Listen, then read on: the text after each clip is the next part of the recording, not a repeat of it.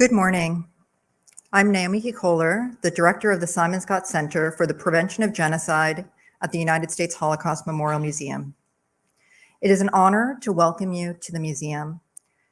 As an institution that understands all too intimately the cost of indifference, we seek, through our Simon Skjodt Center, to put a spotlight on communities that are neglected and that are experiencing or at risk of mass atrocities. In doing so, we aim to do for communities today what was not done for the Jews of Europe. It is for that reason that we are gathered here today at this solemn moment to mark the 12th anniversary of the start of the Syrian crisis. It is hard to fathom that we still need to come together 12 years on to discuss ongoing crimes in Syria, what can be done to protect civilians, to remember and honor the dead and missing, and to bear witness to the heroism of ordinary Syrians who are taking extraordinary steps to protect their own communities. It is a deep honor to be joined today by our co-hosts, two organizations that we at the museum have profound respect for, the Syrian Emergency Task Force and the Syria Civil Defense, better known as the White Helmets, who are the recipients of the museum's highest honor in 2019, the Elie Wiesel Award. The White Helmet's motto is, "To save one life is to save all of humanity." We're gathered here to help give continued life to that aspiration. 12 years ago, Syrians took to the streets to demand a better future. In the years since, we've seen horrific attacks on Syrian civilians, primarily perpetrated by the Syrian regime and its allies. They are as shocking as they are unrelenting. The crisis so far has taken an estimated 500,000 lives, and over 13 million people, half of Syria's population, has had to flee their homes. Though Syria has receded from the front pages of the world's newspapers, war crimes and crimes against humanity perpetrated by the regime are ongoing, and urgent action is needed to protect civilians. On February 6th of this year, a devastating earthquake struck southern Turkey and northwestern Syria, killing over 6,000 people in Syria. Many of those killed, injured, and displaced had previously fled mass atrocities elsewhere in Syria and were already living in vulnerable conditions when faced with this disaster. The catastrophe that resulted from the earthquake and from the delays and gaps in response compounds the trauma of so many people who've already suffered so much. During this ongoing tragedy, we have seen remarkable examples of courage. Syrians have responded to mass atrocities, often at great personal risk, by rescuing others, providing life-saving food and medical assistance, by documenting evidence of crimes, and by leading the calls for protection and justice around the world. We are joined here today by Syrian civil society leaders who will share how they and their colleagues have resisted and persevered during the 12 years of crisis. I'm especially grateful that we'll be able to hear from Syrian women as we mark International Women's Day, who can share the experiences of how they and other women are responding to mass atrocities today. We're also deeply honored to be joined by senior US government officials in Congress and the administration and experts on US Syria policy to share how the US and the world can best support Syrian civilians today, notably those facing continued threats, including in Idlib province, those trapped in Rukban camp, and the untold numbers of missing and detained who face torture and murder. It is now my deep honor to introduce Al Munzer, Holocaust survivor, museum volunteer, and deep friend of the Syrian people, for welcoming remarks.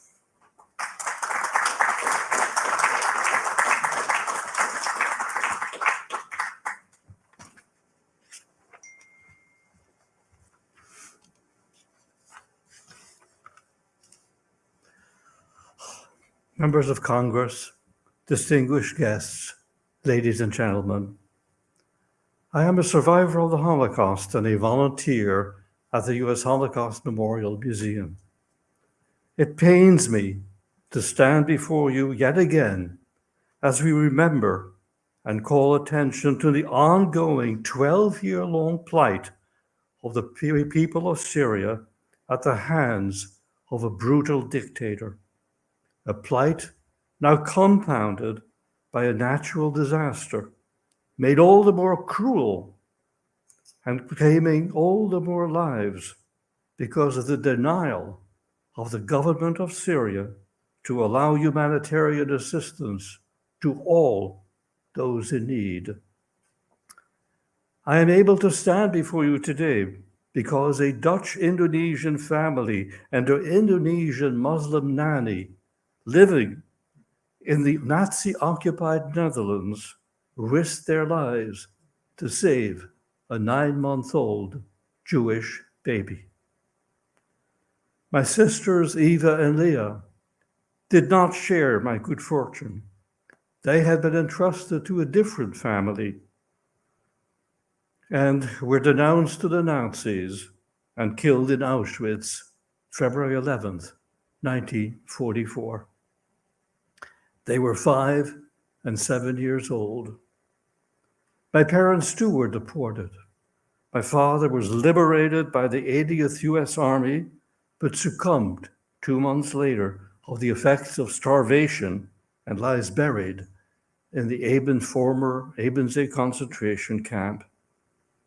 My mother survived 12 concentration camps, and I was reunited with her early in August 1945. In 1958, she and I immigrated to the United States in the hope of resuming a life far from the constant reminders of the losses we had suffered. Multiply what happened to my family 1,000,000 times over to get a measure of the tragedy we call the Holocaust. But to me, the greatest tragedy of the Holocaust isn't to have grown up without a father or to have been deprived of the companionship of 2 older siblings. It is that the Holocaust did not spell an end to prejudice and hate or to state-sponsored atrocities and mass murder. About 10 years ago, I befriended a young child survivor of the Khmer Rouge, Arn Chorn-Pond. Arn was imprisoned as a 10-year-old and only survived because he learned to play music for his captors, which they amplified throughout the camp to cover the sound of skulls being cracked. And then, about 4 years ago, I met Omar al-Shogri, who as a teenager was cruelly imprisoned by the Assad regime in Syria and barely survived unspeakable torture. Today, I give voice to my sisters and to 1.5 million children killed in the Holocaust who call out for the children burned and maimed and orphaned in Syria. While the world may be preoccupied with the terrible war of aggression in Ukraine, the plight of the people of Syria must remain front and center of the world's attention. And the perpetrators of the mass atrocities and murder in Syria must be held accountable. Anything less would give the lie to the solemn pledge made after the Holocaust, never again. Today, I stand with all the Arn Chorn-Ponds and all the Omar al-Shogris of the world and call for a world free of prejudice, hate, and bigotry, and for a world that celebrates our common humanity. Thank you.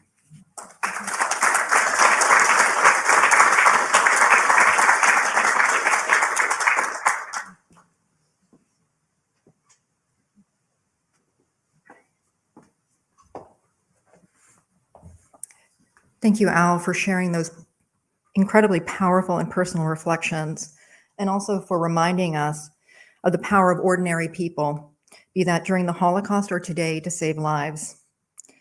I'd like to now introduce remarks from Senator Bob Menendez and Senator James Risch, the chair and ranking member of the Senate Foreign Relations Committee.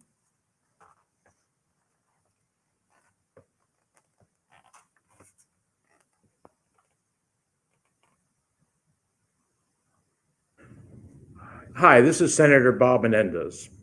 The war in Syria has brought tragedy after tragedy. The body of a dead Syrian boy washed up on a beach in Turkey. A Syrian girl covering her little sister's face with an oxygen mask after a chemical attack. Syrian volunteers in search of survivors forced to dig through the earthquake rubble with their bare hands. These are the consequences of a dictator who holds up humanitarian assistance to keep his grip on power. These are the victims of the Assad regime's civil war. These are the atrocities the Syrian people have endured. And yet, in the face of such brutality, ordinary Syrians from all walks of life have continued to fight back. Syrians refuse to back down. They refuse to stay silent. They refuse to be forgotten. And as chairman of the Senate Foreign Relations Committee, I'm proud to stand with them in this struggle for justice and survival. No matter how many years it takes, we must hold the Assad regime accountable for their war crimes, even if it takes decades, even if it takes a lifetime. That's why I've held Senate hearings on the situation in Syria to shine a light on the mass atrocities and chart a path forward to hold the regime accountable. It's why I've called on both Republican and Democratic administrations to do more to help the Syrian people and organizations like the White Helmets and Syrian refugee groups. And it's why the research and events like this one by the Holocaust Memorial Museum are so important. We must never forget these systematic attempts to eradicate and erase entire peoples from the face of the earth. And with every museum exhibit, with every panel discussion that examines these crimes, we combat genocide denialism. So thank you for your continuing commitment to education and raising awareness of such crimes against humanity. Thank you for your continuing efforts to remind the world of Syria's suffering. One day, God willing, we will see justice for your people.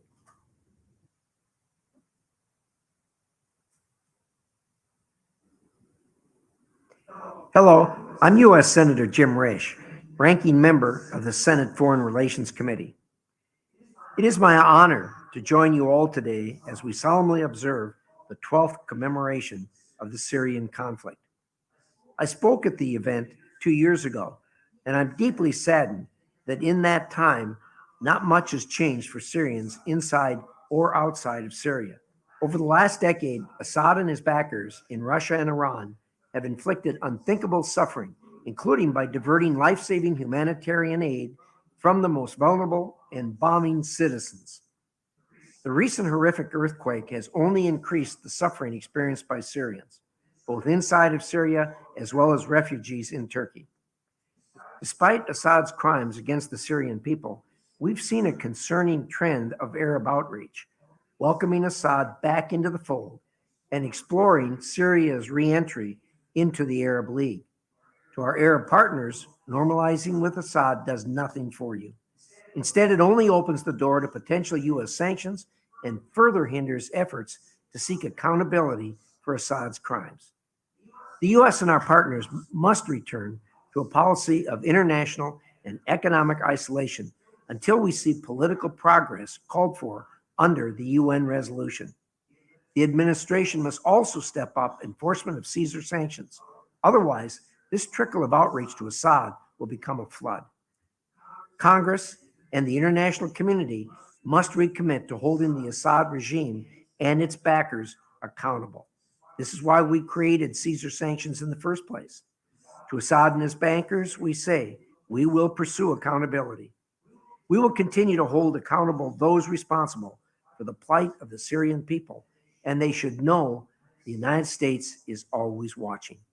Thank you for inviting me to speak with you today.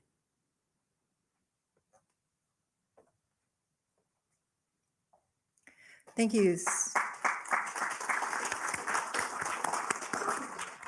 Thank you, Senators Menendez and Risch, for your remarks and for your commitment to stand with the Syrian people. I was struck by Senator Menendez's reference to Aylan Kurdi, whose body many of you would have seen washed up on shores. His family sought refuge. The day that happened, I was in a IDP camp in northern Iraq, talking to members of the Yazidi community. And when the image came on the television, a woman who had to flee for her life and who'd lost so many family members looked at the TV and then said to me, "Where is the world's humanity?" And I was so struck that here was a woman who had lost absolutely everything, looking at what was happening across the border, and she was able to extend a sense of compassion that sometimes has been all too lacking as we talk about the Syrian crisis. One person who has worked incredibly hard to ensure that the Syrian people are not forgotten is Representative French Hill, longtime champion, and I'd like to welcome you to please come deliver remarks.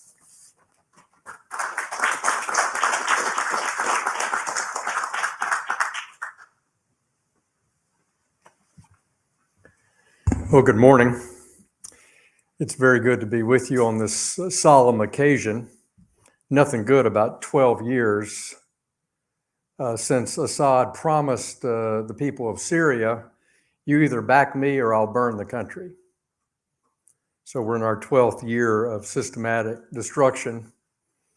And I'm so grateful for everyone in this room that has worked hard collectively to push back against that, to change the outcome. The White Helmets, our citizens throughout Syria, the Syrian Emergency Task Force. Ambassador, thank you for what you've done on helping the United Nations set up a mechanism to preserve the trail of evidence backed by the U.S. House and the U.S. Senate to convict Assad and his regime of the war crimes that are now in their 12th year. It's just depressing to have the weight of what's happened in Syria on our shoulders. Listening to Al Munzer talk about the loss of his family so many years ago, 8 decades ago, to tell you that humanity's really learned no lesson since the march of the Nazis in Europe. We still live every day with that legacy. We're committed not to forget. And how could we? Because we live with it every single day in Syria, in Bangladesh, in China. My guest for the State of the Union this year was Nuri Turkel, who is the leading voice for the Uyghur people here in the United States. And he's currently the chairman of our Commission for International Religious Freedom here in the country. And what an amazing job he's doing, and what amazing voice he is for the Uyghurs. But we're here today to say that we're not in any way, shape, or form forgetting about Syria. We're not forgetting about Caesar. We're not forgetting about the gravedigger, both who, along with our young friend already recognized, who have brought the facts out of Syria and delivered those facts to the world, that are going to deliver ultimately, as Senator Menendez said, whether it's next year or a lifetime from now, deliver Assad and his henchmen to the court of world opinion and in a conviction. I've heard Omar Khashoggi's horrific stories so many times. I've never stopped from the shock of what he went through, Caesar and the gravedigger. And I've been honored to hear that firsthand testimony on numerous occasions through my dear friend Muaz Mustafa. And I'm grateful for the Syrian Emergency Task Force and the number of people right in my home district in Arkansas that are so committed to helping the people in Syria that are trapped in this ugly situation. And Jerry Adams, thank you for your long support. But like the Senate, the House on a bipartisan basis is fully committed. And not only the Caesar sanctions should be pushed, but under no circumstances should the United States wink or nod or even remotely entertain a meeting with another government that seeks to normalize diplomatic relations with Syria. That's a catastrophic mistake, and not one that will have any support on Capitol Hill. We want more pressure on the Assad regime and Iran and Russia, not less. My Captagon Act was included in the National Defense Authorization Committee last year, and I thank all the people around this city that helped make that a reality. Because I think the average person in the 2nd Congressional District of Arkansas that may have some vague connection about Assad's atrocities and 12 years of war and destruction in Syria has no idea that the Assad family, the Syrian military, are a narco trafficking organization. And it's my hope that the Captagon Act will produce an all-the-above strategy starting this year, where the United States, on an interagency basis, including the intelligence community, can work with our allies and cut off that source of funding to the Assad regime, which in open source is estimated, in hundreds of millions of dollars. And in addition to poisoning people in the Middle East, throughout the Gulf region, and transporting those drugs into the European Union, it's fueling more destruction. And so you've got my commitment to continue to work on that intensively in the coming weeks. And on top of everything else, the Syrian people and the Turkish people have been devastated by an earthquake that is severe in its death and destruction in a region already unable to cope with any more death and destruction. And to think that Assad is using that to his advantage is disgusting. And while perhaps some sanction relief may or may not be warranted briefly in order to, quote, facilitate aid, I'd like to invite those who granted that to make sure they know Congress is looking over their shoulder in every way in that regard. Because we've got to push back consistently against the Assad regime. I'm honored to have been included today, and I want you to know that the House of Representatives, on a bipartisan basis, stands with the people of Syria who want their country back. They want to go home. And to the beauty that once was Syria, and not the mayhem that it's become over the past decade. And I'll close with this. Al has got all kinds of emotions in me today because one of the highlights of my career in Congress was being the Memorial Day speaker at the Normandy Cemetery in France. And it was a really touching moment for me. My father-in-law was a World War II Patent Army engineer who was one of the first U.S. Army officers into Buchenwald concentration camp. And I knew his story there and the incredible day he had in April of 1945 there. But as I delivered my remarks about America's commitment to freedom in Europe and around the world and religious tolerance and standing up for human rights, in the front row at the cemetery on that day were Holocaust survivors in their prison uniform.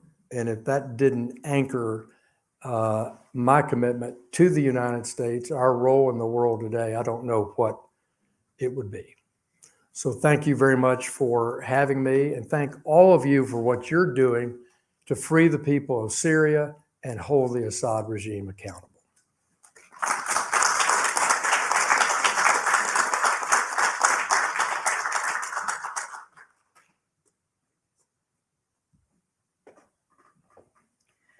Thank you so much, Representative Hill, for your long champion of the plight of the Syrian people, for also reminding all of us of the Syrians that remain detained and of the Americans that remain detained in Assad's prisons. The leadership that you've shown on the Captagon Act is exactly the type of strategies that we feel need to be advanced in terms of preventing atrocities and thinking creatively about how to restrict the ability of the Assad regime to continue their crimes.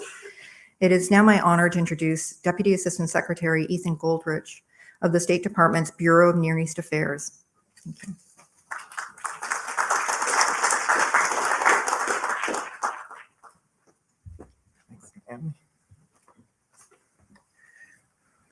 It's an honor to join this impressive group of activists, human rights defenders, humanitarians, and accountability advocates that the U.S. Holocaust Memorial Museum has convened for this event, co-presented by the Syria Emergency Task Force and the Syria Civil Defense, the White Helmets, and to highlight Syrian civil society's response to mass atrocities. Next week will mark the 12th anniversary of the Syrian conflict. During those 12 years, Syrians have faced human tragedy on an unimaginable scale, enduring bombardment, chemical weapons attacks, enforced disappearances, displacement, COVID-19 and cholera, and this year, devastating earthquakes join to that heartbreaking list. Since February 6th, the lives of nearly 6,000 Syrians inside the country and thousands more across the border in Turkey, many of whom had arrived there after fleeing the Assad regime's brutality, have been lost in the initial quake and in the numerous tremors and quakes that followed. I want to extend the deepest condolences of all of us at the Department of State to all of those affected and suffering as a result of the earthquakes.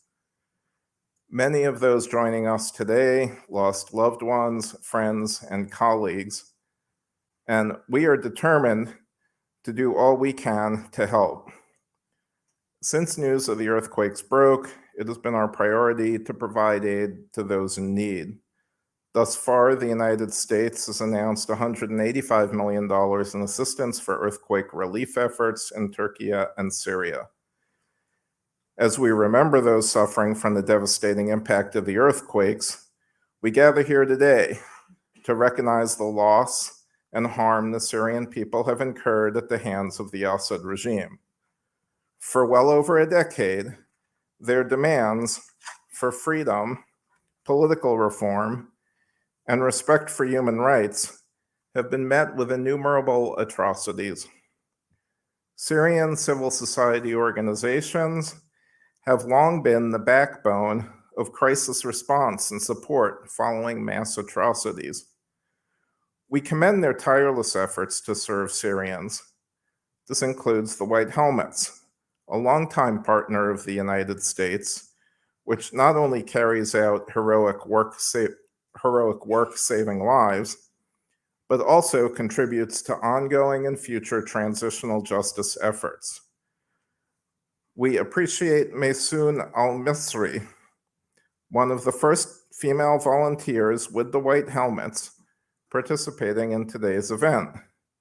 She joins us today as part of the first all-women's delegation of the White Helmets.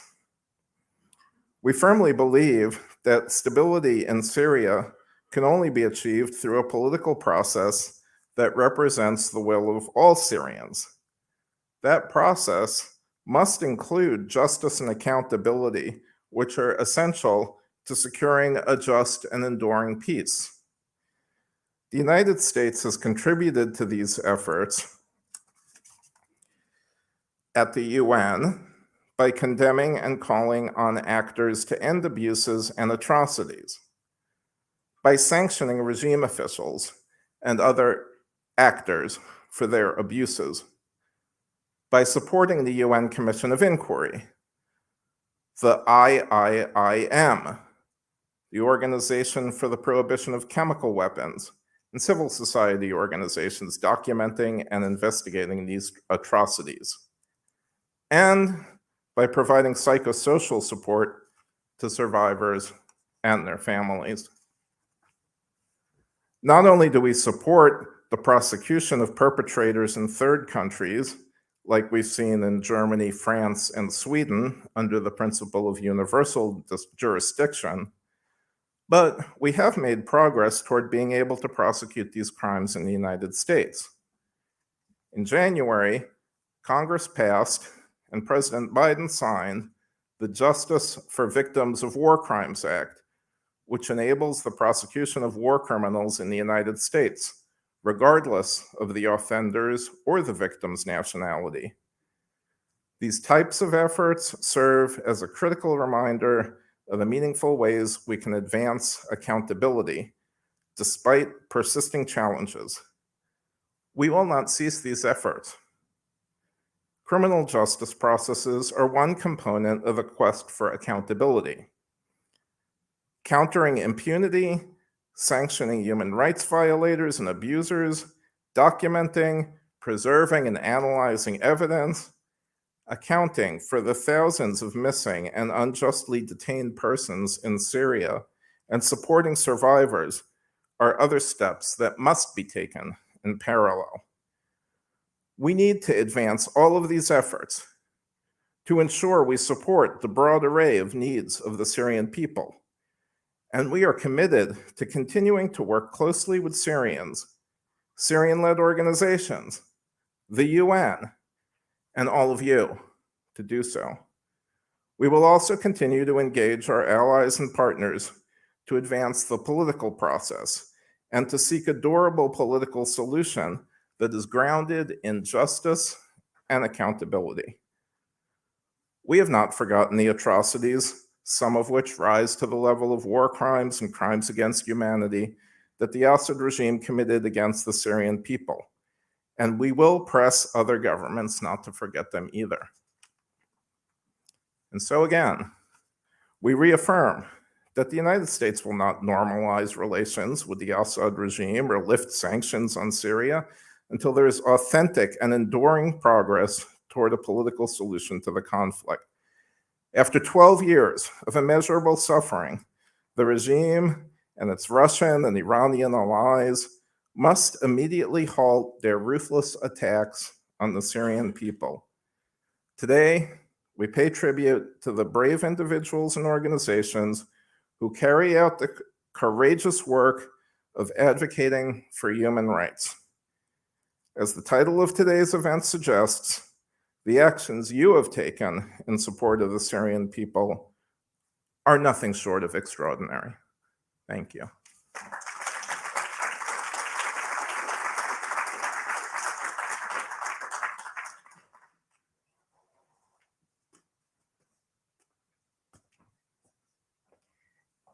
Thank you so much, Deputy Assistant Secretary Goldrich. Very much appreciate your remarks on behalf of the U.S. government, especially the emphasis that you placed on the importance of international criminal justice and prosecutions. I'd like to now invite the panelists to please join me on stage. I'm very pleased to introduce today a remarkable group of women. Celine Kassem, who is the media coordinator for the Syrian Emergency Task Force, and who recently returned from Turkey and Syria. Maysoon El-Misri, a journalist who works as the advocacy and media officer with the Syria Civil Defense, known as the White Helmets. The White Helmets have courageously saved lives and provided essential services to people under attack in Syria, and now to those harmed by the earthquake. Moaz Mustafa, the executive director of the Syrian Emergency Task Force, who will translate kindly for Maysoon, and Natasha Hall, Senior Fellow with the Middle East Program at the Center for Strategic and International Studies, and who's been analyzing the world's policy response to the mass atrocity crimes, and now also the earthquake in Syria.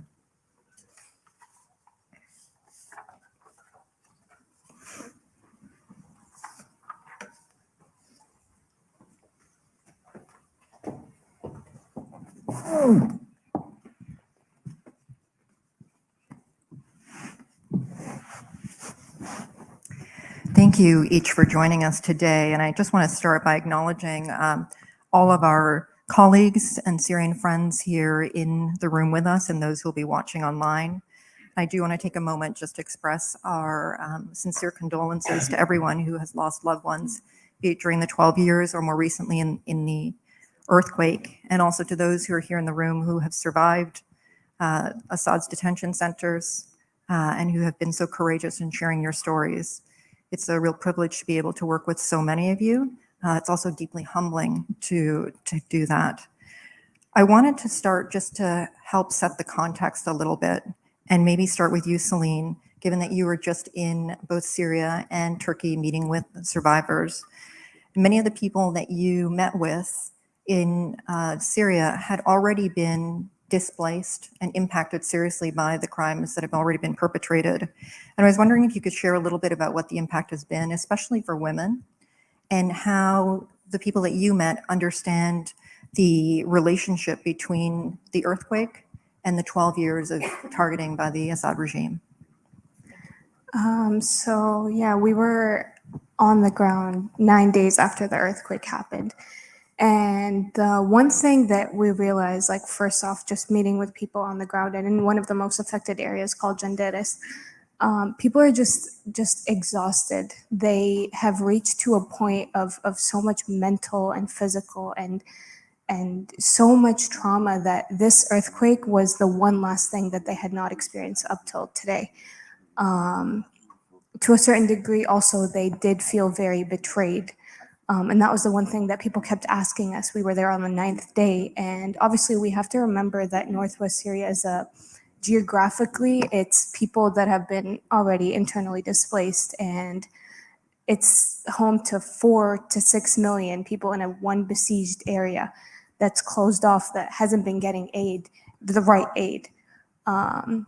To these people in need. So they just kept asking why has the world once again, after this natural disaster, forgotten about us? And there was a time frame, because after an earthquake there's a time frame for people to come in and help, and we needed those resources to save these lives. So that was the one message people wanted to get out, and we had thankfully been able to bring in journalists into Syria as SCTF, and they literally just wanted someone to listen to them. I was translating for the journalists, and to some degree, they just kept talking and talking. And I'm like, just give me a minute to translate.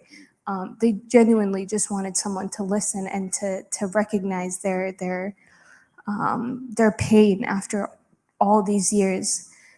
And to some degree, the only people that were working on the ground were Syrian civil organizations in the beginning, like the White Helmets, who are genuinely real-life heroes, but they didn't have the right resources to save all these lives. And then when we talk about the UN and how they waited for Bashar al-Assad's approval to open more cross-border aid, that's genuinely, if I want to compare it to something else, that's basically comparing it to giving Putin the authority to give aid to Ukrainians. I mean, Bashar al-Assad didn't give the aid to his own people in regime-held areas. It's been proven 70% has been stolen. But how are you going to expect it to reach Northwest Syria if it's getting through Damascus? It's simply not. He's been killing, torturing, gassing, and bombing these specific people for 12 years. So I don't know why people expected that it would reach Northwest that's besieged. Thank you so much for that, Celine. And just for those who are not as familiar, I think, Celine, what you were alluding to was the area of Northwest Syria is one where there is a larger percentage of people who were either affiliated with the opposition or had to flee, as you said, the horrific attacks, including aerial bombardment, and they continue to be targeted in that area. And they unfortunately have, for many years, had restricted access to humanitarian support because especially the Russian government has blocked through the UN Security Council. They've used their veto numerous times to block the opening of additional avenues for humanitarian assistance to get in, which made the situation all the more acute. And we'll talk a little bit more about that. But thank you just for sharing just the overall sense of just profound fatigue and the sense of how can we again be targeted once again. I'd like to just turn, before we go to Maysoon, to a remarkable video from the White Helmets, telling the story and the work of their women's team.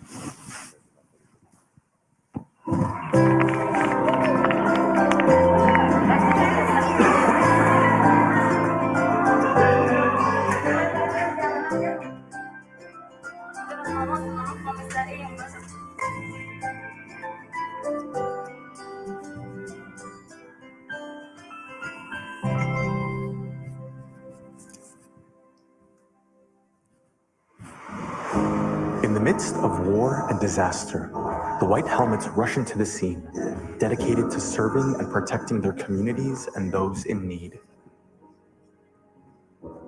Women have long played an integral part of the White Helmets since the establishment of the organization.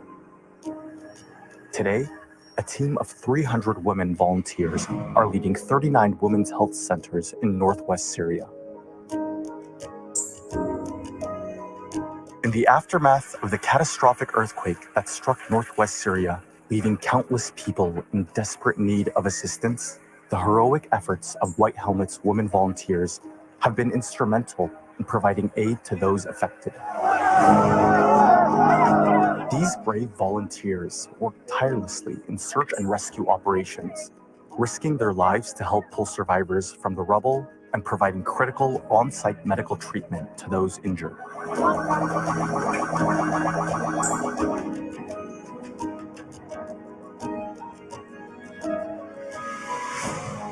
Today, they continue to serve their communities by providing primary health care, health and safety awareness, and conducting tours of camps for those displaced by the earthquake and ongoing conflict.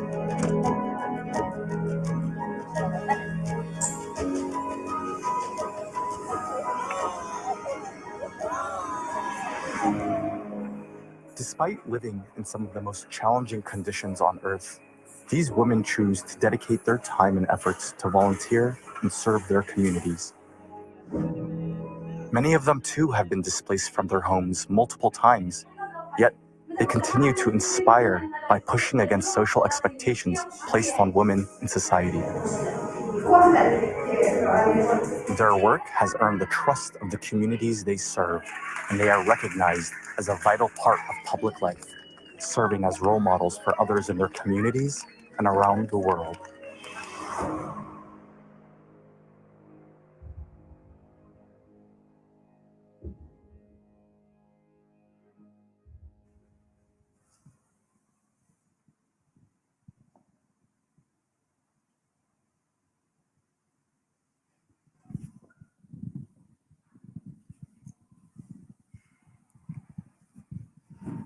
I want to thank the White Helmets for sharing that powerful video with us. I think one of the things that's so remarkable about the White Helmets is when we talk about ordinary people doing extraordinary things every single day, they put that into reality.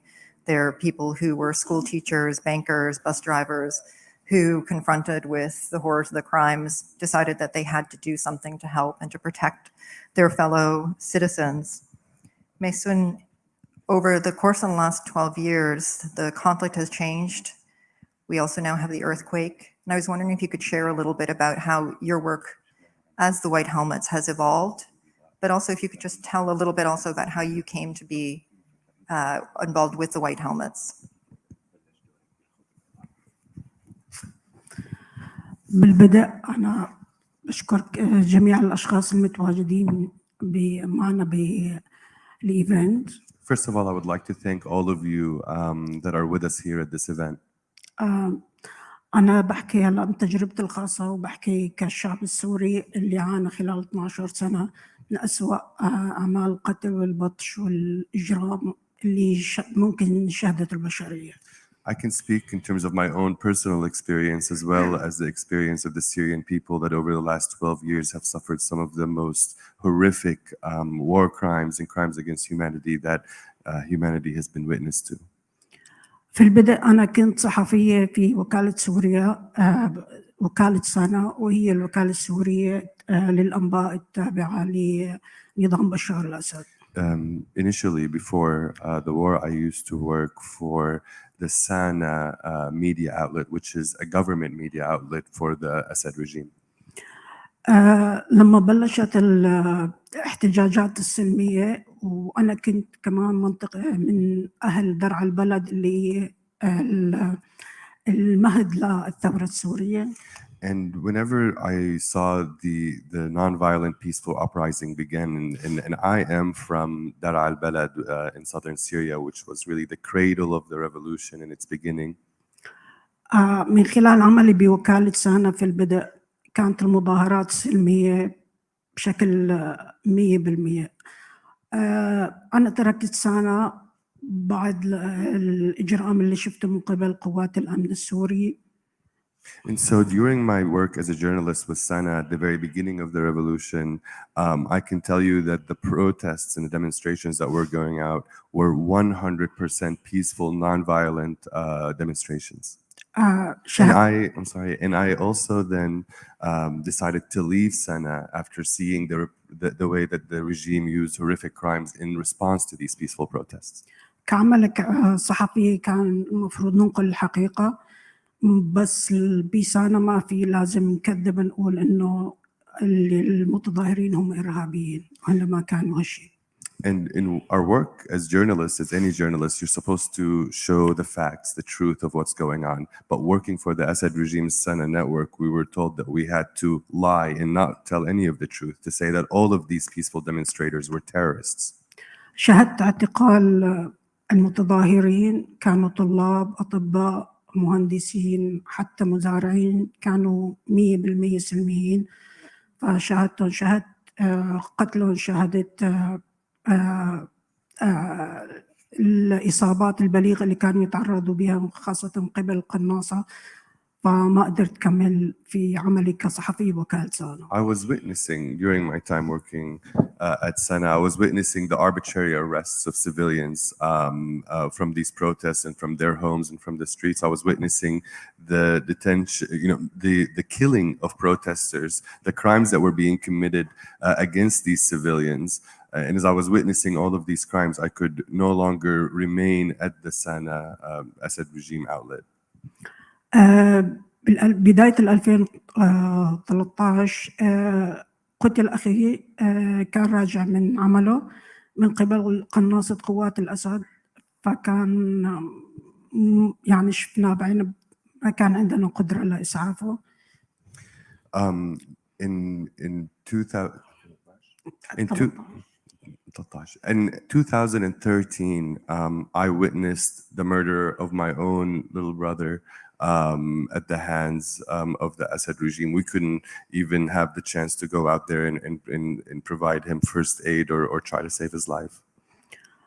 شعرت بذنب كبير إنه حتى أخي مو قادر يساعده، فكان إحساس كبير بالذنب، حتى وكان هذا دافع كبير لحتى انضم للقوات البيضاء.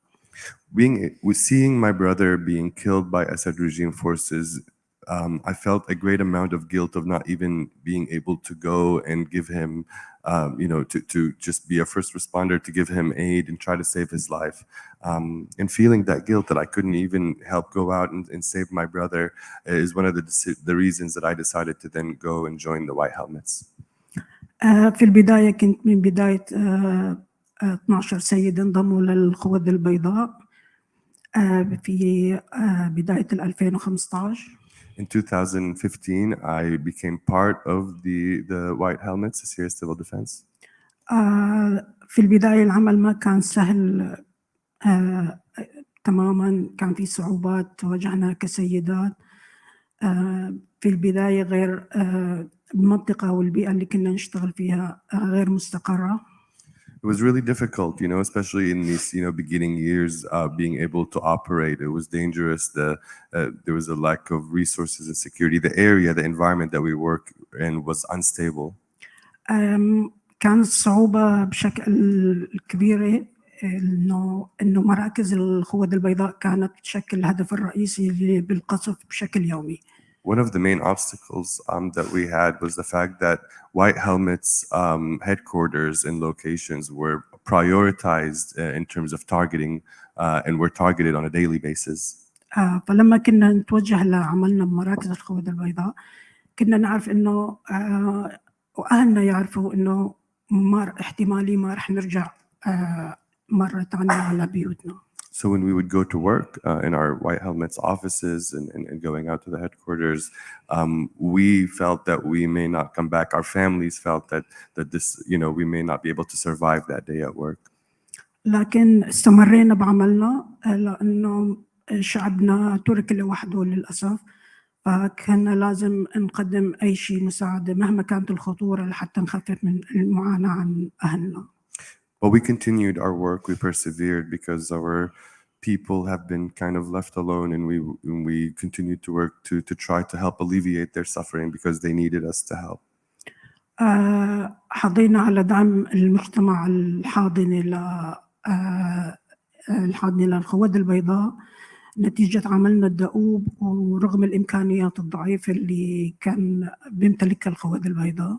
And we kind of relied on the group of support that we had for the White Helmets to keep our work going, and we were kind of doing what we can with what little we had in terms of resources and support to do our work. للأسف بال2018 اضطريت أترك منطقتي درعا الجنوب السوري بعد سيطرة قوات الأسد والميليشيات وحلفائه على المنطقة.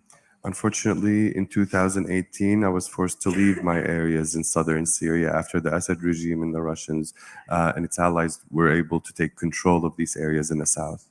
لما تركت المنطقة منطقة درعا كانت مدمرة بنسبة 95%، دمار بكافة الخدمات المنازل، وحتى الآن ما تزال المنطقة معاقبة. Whenever I left my home in southern Syria, it was a complete disaster. So 95% of my city was completely destroyed by the Assad regime and its allies. And even to this day, it continues to be a punished region of Syria. حاليا عمل الخوذة البيضاء بالشمال وشمال غرب سوريا، فالمنطقة هي عبارة عن سجن كبير تم الأشخاص الموجود أكثر من 4.5 مليون شخص بيعيشوا هناك. Today, the work of the White Helmets is mainly in northwest Syria. It is a place that is also a very difficult place for the people there. It is essentially a giant prison for about 4.5 million civilians or so. السكان المتواجدين هناك ليسوا من سكان المنطقة لحالهم فقط، لكن في هناك مهجرين من الجنوب السوري، من دمشق، من حمص، من كافة المناطق اللي أعاد النظام السيطرة عليها. And the people that are in northwest Syria aren't just the residences of northwest Syria, but they're also people displaced from southern Syria, from Damascus, from Homs, Aleppo, from all over Syria, forced out by the Assad regime in areas that he regained control of. قبل الزلزال كانت الاحتياجات كبيرة، كانت الإمكانيات محدودة بشكل كامل، صعوبة في إدخال المساعدات، صعوبة في تأمين المستلزمات الأساسية للأهالي. Before the earthquake, the situation was already very difficult. Lack of resources, lack of aid, the difficulty of getting aid into some of these areas and providing civilians and families with the aid they needed. المعدات والتجهيزات اللي استخدمها فرق الدفاع المدني عمرها أكثر من 10 سنين. The even heavy machinery and some of the equipment that the White Helmets have been using, were older, than 10 years in terms of the equipment. وحاليا بعد الزلزال خلال الزلزال وبعد الزلزال ما تزال المعدات نفسها اللي بيشتغلوا فيها، ونسبة كبيرة منها تم خروجها عن العمل.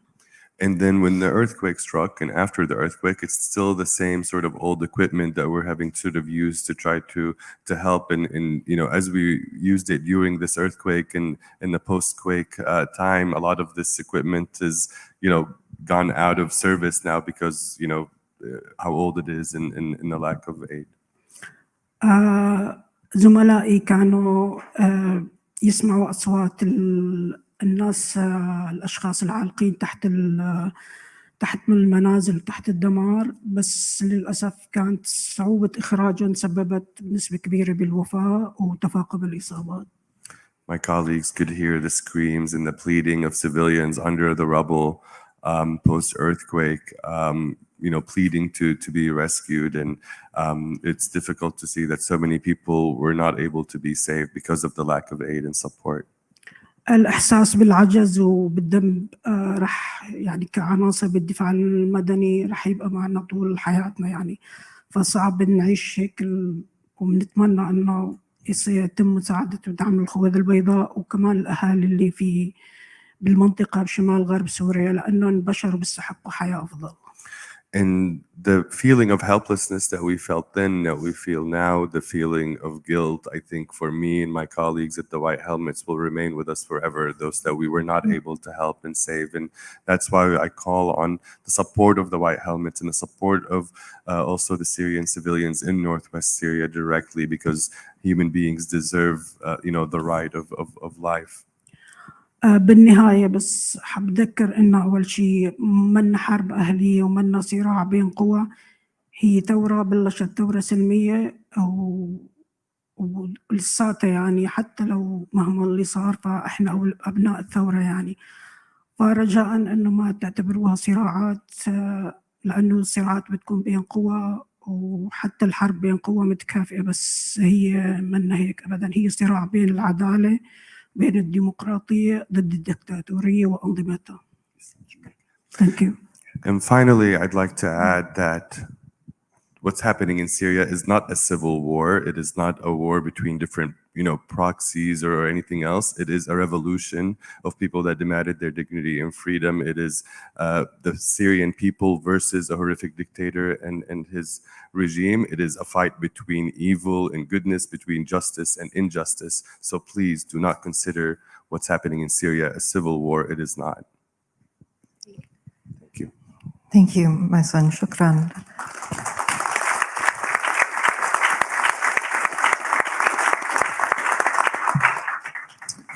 I wish I could find the right words, but I think the best that I can say is that thank you. You honor every day your brother and everyone that you work on behalf of. And it's a privilege to be able to hear you speak about your incredible work. Natasha, part of the challenges that the White Helmets and others face are extremely exacerbated by the obstructed access, especially to the Northwest. And you've referred to that as the perfect storm of a crisis, especially after the earthquake hit. I was wondering if you could explain a little bit more about what you mean and what the U.S. can do to help. Yeah, thank you for that question. I mean, I think the first thing to understand is that what has happened in Syria is not a storm, right? It's not a hurricane. Syria is not just a crisis within a crisis, as the UN has said. It's a crime within crises. The regime and Russia has used the obstruction, manipulation, and diversion of aid for 12 years as a tactic of war. And so we see the outcome of that every single day, and especially after this earthquake, where it took days for any kind of earthquake-related aid to reach 4.5 of the most vulnerable people inside Syria. So does that mean that we cut off all aid? No, of course not. But it means that we understand that basic reality in everything that you do in terms of delivery and implementation of assistance. So for Northwest Syria, which is outside of government control, the first thing to do, the logical thing to do, would be to wrest control of life-saving humanitarian aid out of the hands of the Assad regime and Russia, its military ally. And Naomi, thank you for providing some sort of contextual remarks on that. But there's several ways to do that. And we've talked about it. Ambassador Rapp has talked about it. One way would be to acknowledge that impartial international humanitarian aid delivered cross-border is legal. And Ambassador Rapp and many other legal scholars have attested to that. It doesn't seem like the UN or donor governments are willing to move in that direction. There are other options. Removing dependence on the UN. We haven't really confidently moved in that direction either. Okay, here's another one. Let's reliably depend on NGOs for the delivery of aid, but ensure that for the long term, there is some kind of UN presence for Northwest Syria. This is a protracted crisis. You cannot deal with a protracted crisis in 3-month increments, which is exactly what's happening right now. And it's the exact same reason that we saw no aid getting to people of Northwest Syria after the earthquake. This needs to change, and I think the earthquake needs to be a wake-up call. Now, for all areas of Syria, I think we also need to do a better job of monitoring, independent monitoring of relief efforts. We know that this is a problem not just in Syria, but in many other crisis zones, but especially in Syria, because of the thing that I just mentioned, that the regime uses aid as a military tactic. So in earthquake relief or any kind of recovery, what we've already seen is the regime listing buildings for demolition and evacuation without independent damage assessments. We know that that's a problem. We need to have better monitoring of that. We need to have unified negotiations with local authorities throughout Syria to expand humanitarian space. Because right now, brave aid workers are on the ground, on their own, negotiating with local authorities to prevent interference. At its best, that's ineffective, and it's proven ineffective for 12 years. And at its worst, it's a dereliction of duty of care, because you're putting those aid workers in danger. You're putting their lives at risk. And so we really need to rethink how we do aid. I think in Syria, it's a protracted crisis, and we need to start acting like it is. Thank you for that, Natasha, and just also for stressing just the intentionality of the way in which civilians are being targeted. And there's remarkable work that's been done by so many different organizations, Syrian organizations and others, that really show in a quite detailed manner how these crimes are being committed, why they're being committed. And I think, Celine, just turning to you, we've heard reports that after the earthquake, the Syrian government and allies are still bombing parts of the Northwest. And I was wondering if you could talk a little bit more about some of the attacks that you have heard are occurring. So you'd think that after a devastating earthquake that has killed thousands at a magnitude of 7.8, 7.6, they would just kind of take it slow a little bit and not be bombing these people over and over again. But there's been reports of over 80 attacks in 3 weeks since the earthquake. And we have as CTF, we have an app called Syria Watch, and you can download it, and we give you specific details of every single attack that happens in the region. It's insane because these people that have somehow survived this earthquake, they're so fearful for the aftershocks and for other earthquakes that are coming. So some people, when they're hearing noises, they're thinking it's an earthquake, so they leave their homes, and then it turns out it's bombing and attacks, so they get back inside, and vice versa. So I can't even begin to imagine the amount of fear that these people are in, and they have nothing else to do other than just be there and just have to live that. I think that we all need to collectively, the whole world, at least for now, call for a ceasefire, and we have been doing that, but the Assad regime and there's been our team on the ground have been hearing Russian warplanes flying on top of their heads, planning for their next attack and when that's going to happen. So we need to all call for a ceasefire from Assad and its allies, Iran and Russia, to at least for now, until these people figure out their life after this earthquake. And it's heartbreaking. I don't know how these people are living through this. Thank you for highlighting just also the continued role that Russia plays. I think we've had such an international focus on what's been happening in Ukraine, and rightfully so, but we can't lose sight of the fact that they continue to be involved, active, or complicit, and are committing crimes in Syria as well. Natasha, there's been an increase, and I think a number of the speakers before the panel spoke about normalization. And there's been increased discussion of normalization and outreach by certain countries. I was wondering if you could talk a little bit about what that phenomenon is, why it's occurring, but also what the posture is that you think countries should be taking towards Syria. Yeah, it's a hard question. I think it was Angela Davis, the civil rights activist, that once said, "I am no longer accepting the things I cannot change. I am changing the things I cannot accept." I think that there's a very morally courageous way to view that quote, full of power and agency. But I think for the purposes of this normalization trend that we're seeing, these countries that are at different stages of normalization are essentially saying, we cannot change the Assad regime, we cannot change the presence of Russia, so we are changing the things that we cannot accept, which is the isolation of this regime. And why are they doing that? I mean, I think each country has its own reasons, but in a nutshell, the Assad regime is really good at creating problems that only they can solve. Worried about refugees, worried about terrorism, worried about instability, worried about Captagon, the list goes on. Then you have one person that you can talk to. And so I think that these countries basically see that. There's a lot of dubious assumptions with that. But that's essentially what's happening here. Now, it's incredibly dangerous to do that because I think that in the future, especially for the United States, so not just for Syrians, but for the United States, there'll be a range of things that they cannot accept, but they will have run out of ways to change them. Because in the process of normalization, each country normalizing on their own, they're negotiating on their own national interests, which is fine. That's what countries do. But as a result, European countries, the United States, Syrians are losing out on their interests. And I suspect that those countries that are normalizing are also going to lose out as well because they're being held hostage by the regime. So we need to see, in a nutshell, we need to see more unity on behalf of all of these governments to set really clear benchmarks and red lines for the way forward. Thank you for that, Natasha. Maybe just one last question to Celine and Maysoon.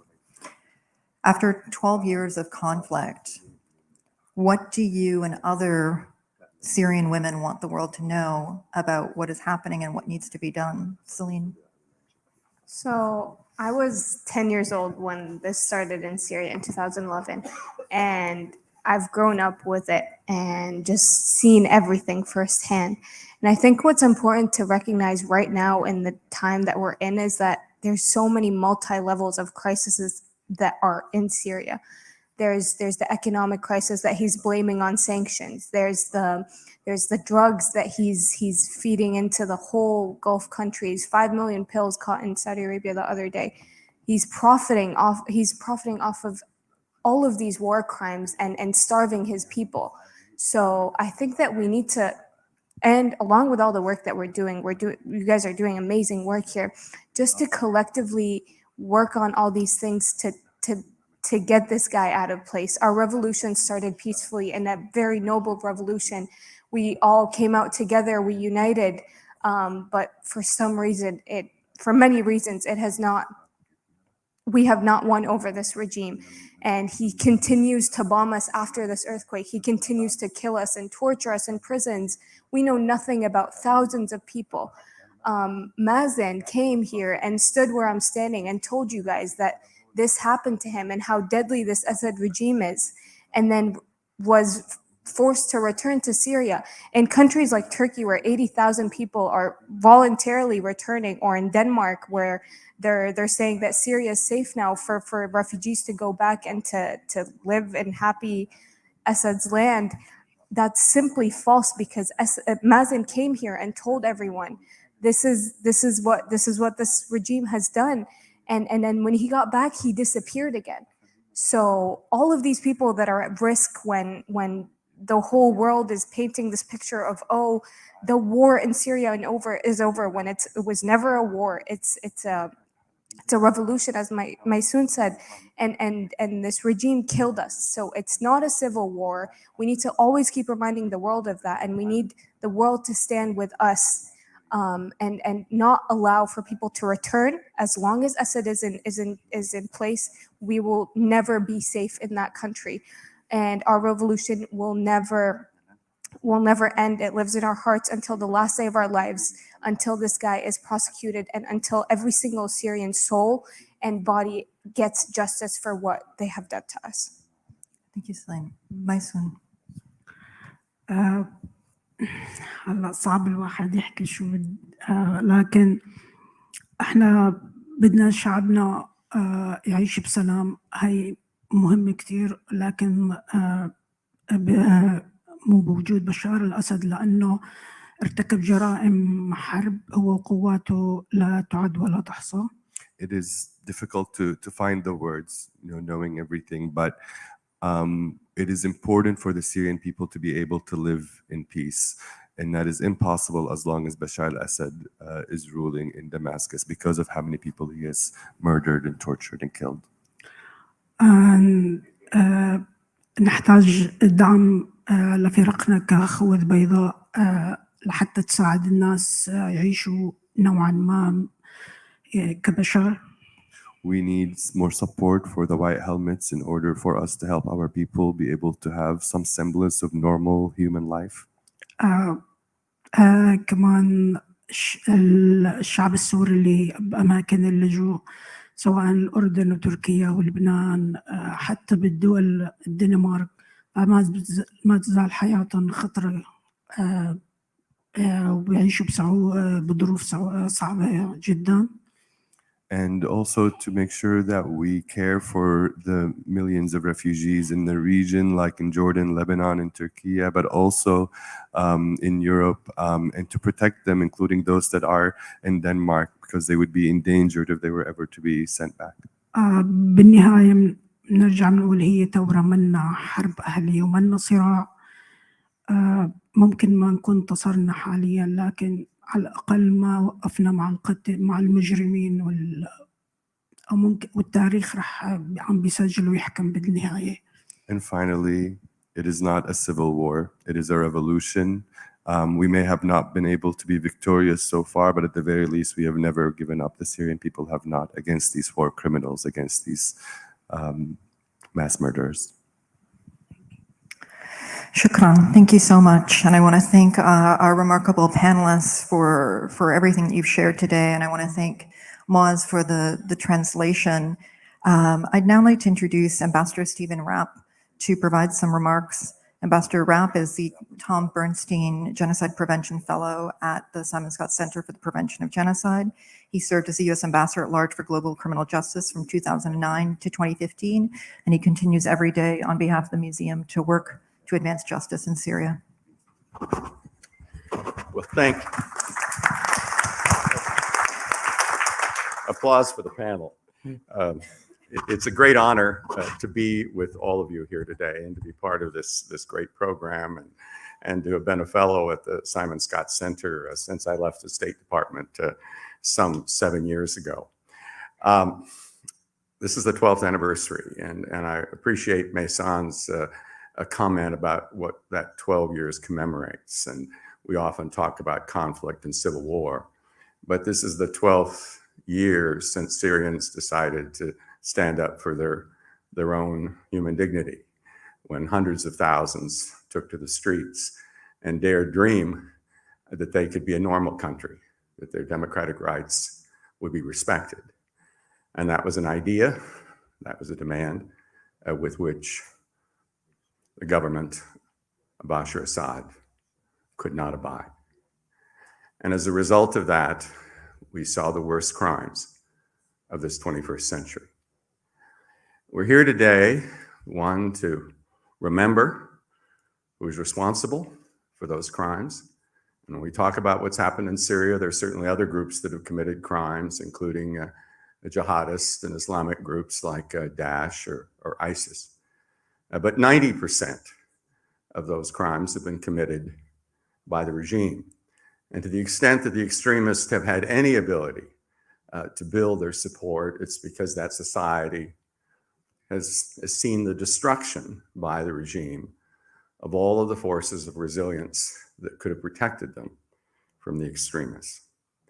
We're also here to, of course, to recognize and honor those who've done so much on the fight for justice against impossible odds, those like the White Helmets that have done so much to provide humanitarian assistance to Syrians that have suffered during this last 12 years, to the families of more than 500,000 who've been murdered, and to those millions who still live away from their homes because of these crimes.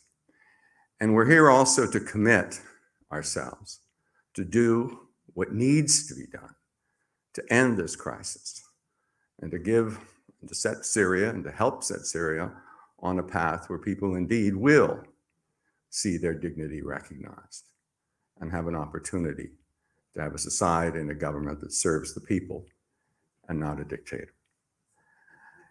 On the question of the crimes, I mean, I give the speech all the time, but it's such a remarkable litany because it represents crimes to a large extent that the world thought we'd put behind us.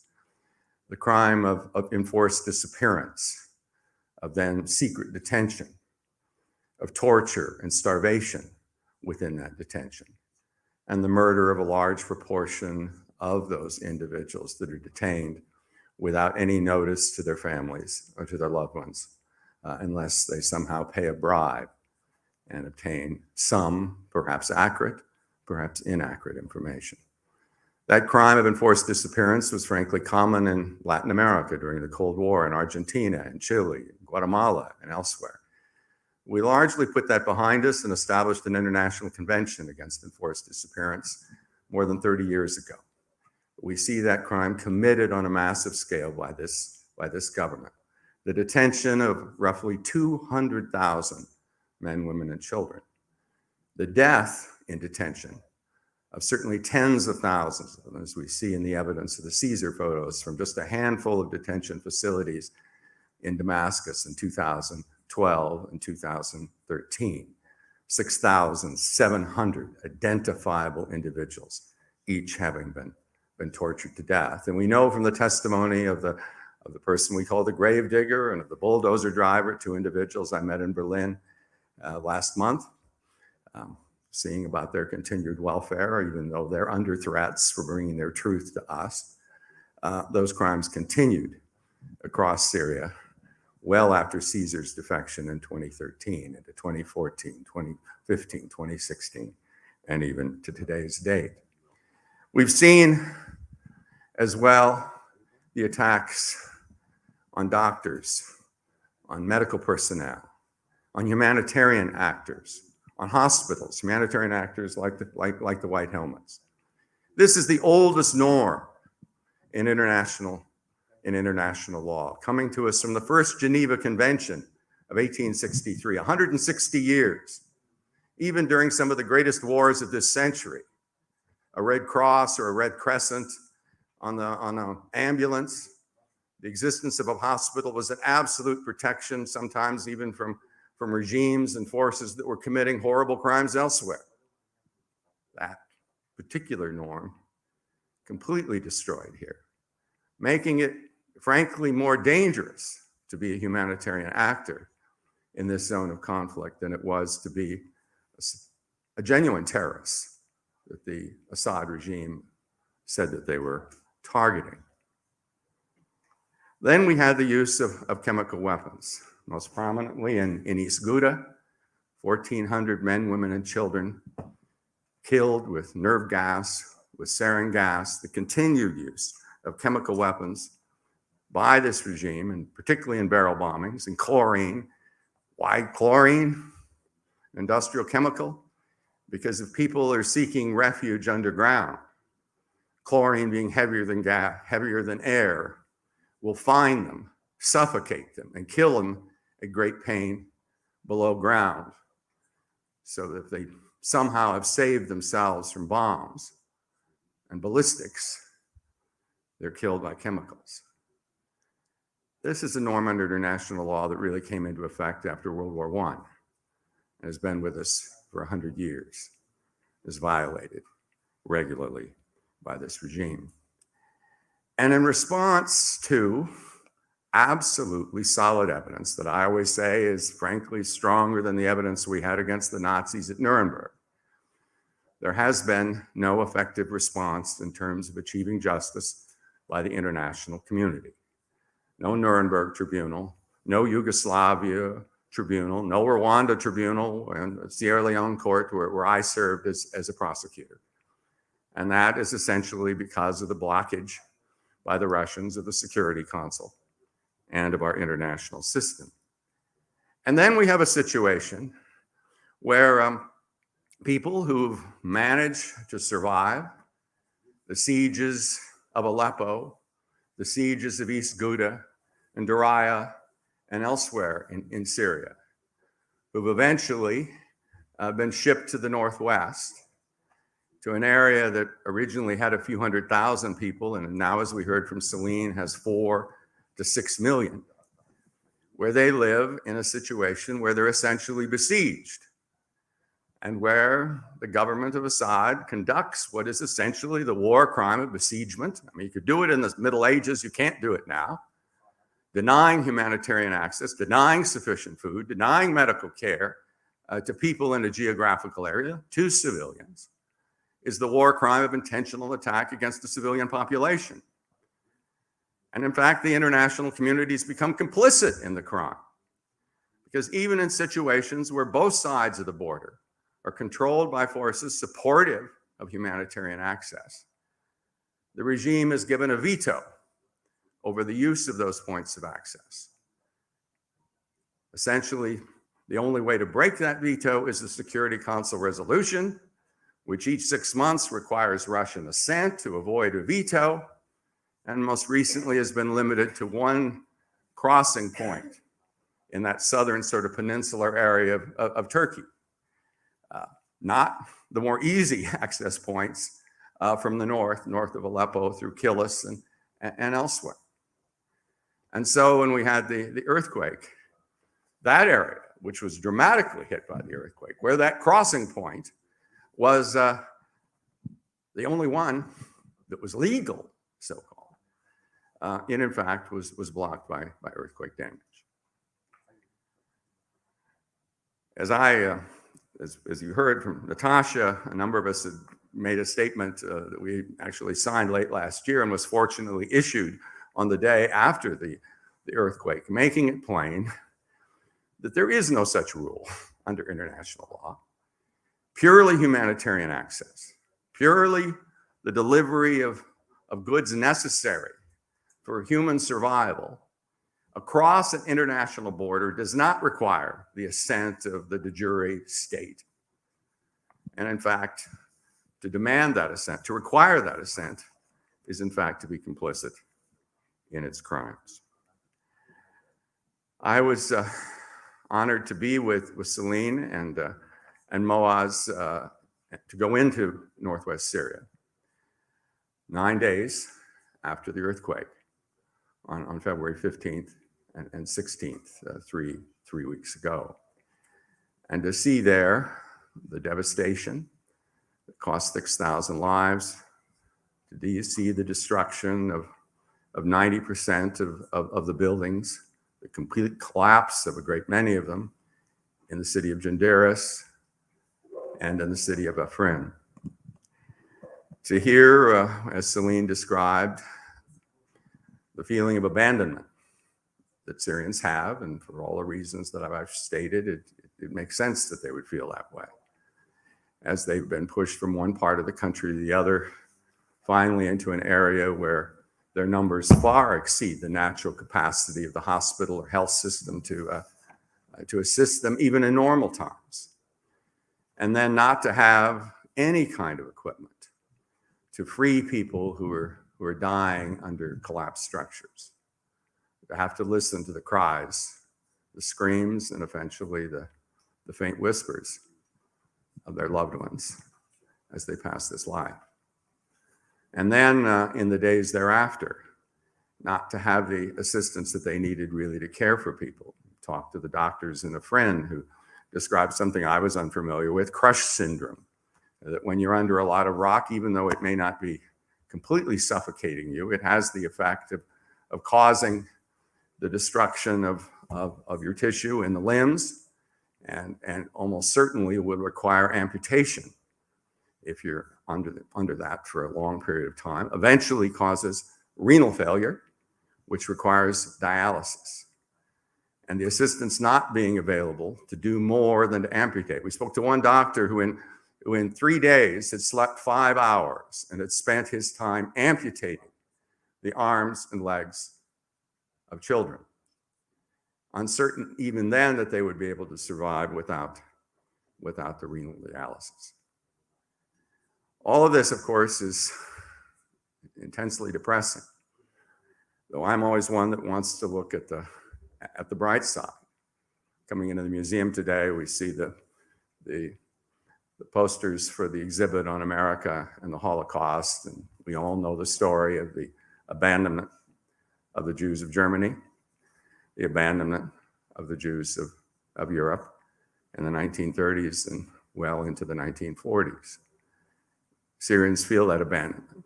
But I'm proud to say that more is being done now than then, thanks to this institution, thanks to the groups that we're honoring today.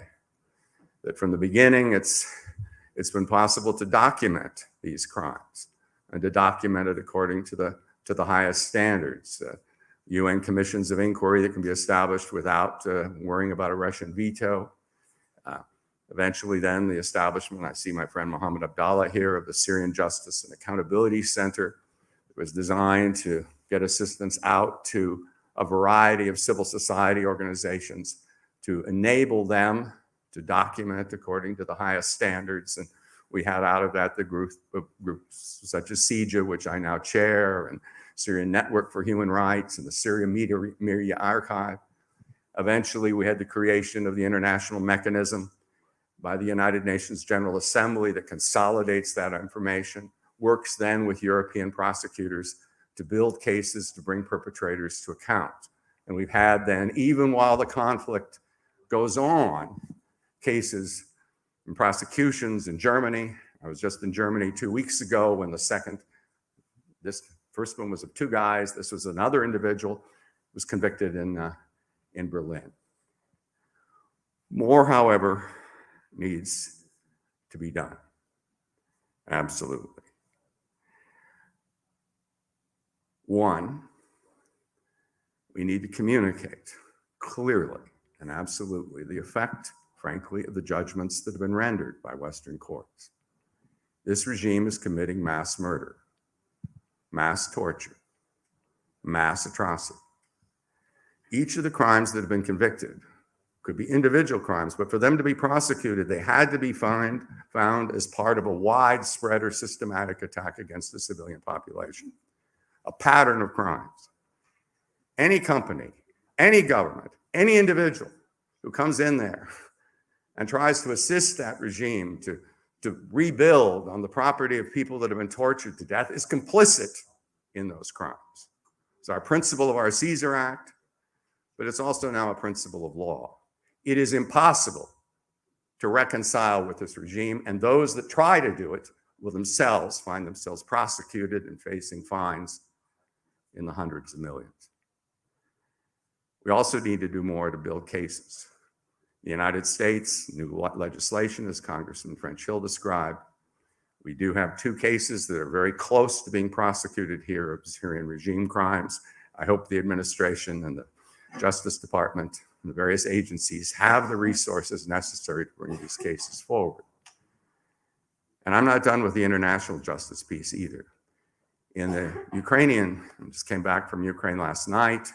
We hear discussion of the formation of an international court through groups of states that ally themselves together and make a treaty basis for a court that can use international law and that don't have to respect head of state immunities, that could prosecute Putin, that could prosecute Assad. There's a meeting earlier this week that will be carried on, the meeting at Chatham House next month, to really develop the idea that, particularly in the chemical weapons area, that we need a multi-state court to enforce this norm, to bring indictments not just against low-level soldiers or torturers that reach Europe, but against those who are the true responsible perpetrators for these crimes. So it is a sad anniversary, but it's also an anniversary when we recognize that despite it all, things can be done. I'm dealing recently with the situation of Ethiopia and Tigray, and I find among the Tigrayan victims, and by the way, the University of Ghent estimates the number of civilians killed in the last 2 years is at a minimum 385,000. Invisible to the world, they said, oh, if we could just have the kind of support that the Syrians received.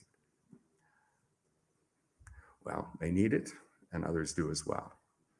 The sad message of Syria has been you can commit these crimes and get away with it. That is the message that the world cannot live with. And let's dedicate ourselves to making sure that those responsible for these crimes are held to account. Because if they are not, these norms, hard fought for, these prosecutions won at Nuremberg and The Hague and Arusha and Freetown, Phnom Penh, will be swept away. And no one in this world will be safe. Thank you very much.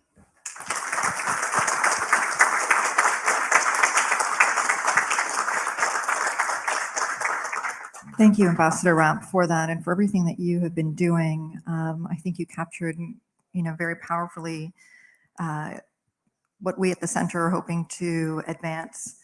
I think it's really important just to underscore that, as Ambassador Rapp said, there are things that can and should be done. First and foremost, continue to push for and compel the Assad regime to release those who are arbitrarily detained and reveal the fate of those who are missing, to advance accountability and ensure that there's justice for the victims and an end to the culture of impunity that has given Assad the license to terrorize and murder. And 3, to continue to support the remarkable civil society, Syrian civil society, that is doing heroic work every single day. I want to thank you all for joining us today.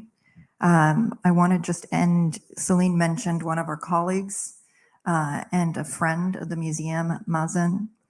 Mazen came here to the United States, shared his story and his experiences of torture.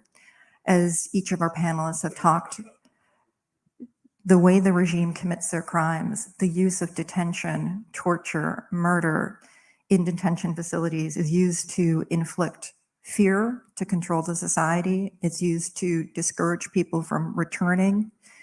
It's used tragically when people do return as a means of targeting opponents. Mazen remains missing. He returned to Syria. We deeply miss him. We know that he is one of the tens of thousands of people who remain missing right now within Syria. There are millions of people, unfortunately, who are facing the types of crimes that Celine mentioned are currently at risk in the Northwest. And we want to thank the panelists for sharing your experiences, your stories, your insights, and analysis. I hope that each of you leave here today with the words of our founding chairman, Elie Wiesel, in mind. He said, "Silence encourages the tormentor, never the tormented." So may you take what you learned here today and contact your elected officials, support Syrian civil society, lend your voice in outcry on behalf of the Syrian people. And inshallah, may we work together to endeavor that we're not here again next year. Thank you.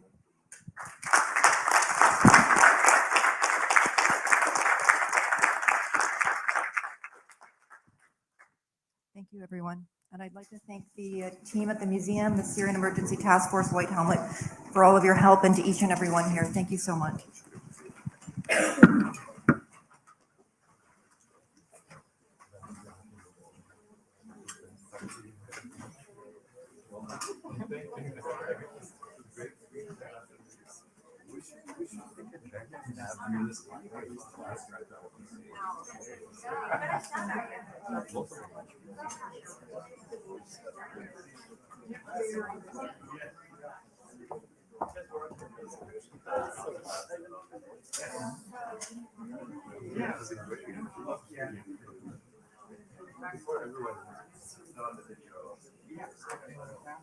Oh, yeah.